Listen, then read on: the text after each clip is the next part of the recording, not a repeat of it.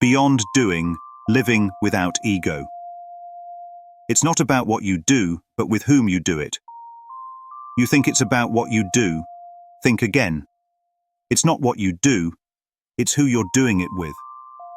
Every action, choice, and response. Are you doing it with ego, or are you moving with something higher, something that sees everyone as the same? This changes everything. Imagine you're living life, just like everyone else, but with a serene forehead and a frequent smile. That's the shift. Ask yourself, who's driving my choices? Is it that voice of fear, judgment, and separation? Or is it a quieter voice, one that sees beyond the surface? Ever notice how the world tells us to fix everything out there? Got a problem? Buy a solution. Need happiness? Get more, be more, or control more. But what if the only thing that needed fixing was inside, in the mind? Imagine facing a tough situation. A coworker you can't stand. A decision that feels impossible.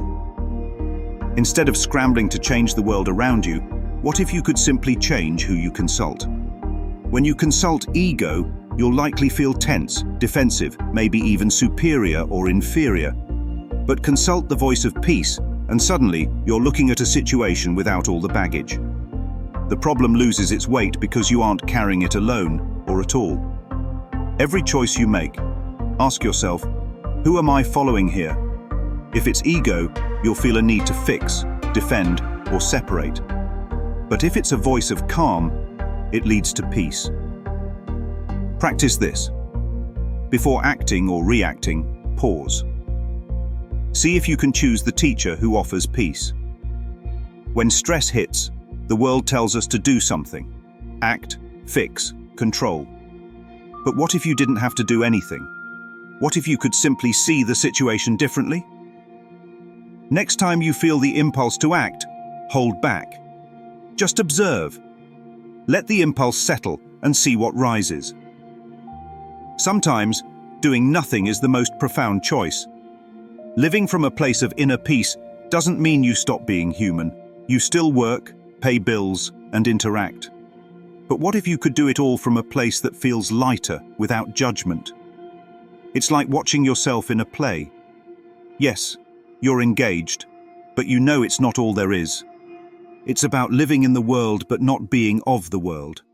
Picture a life where your forehead is smooth and you smile more often.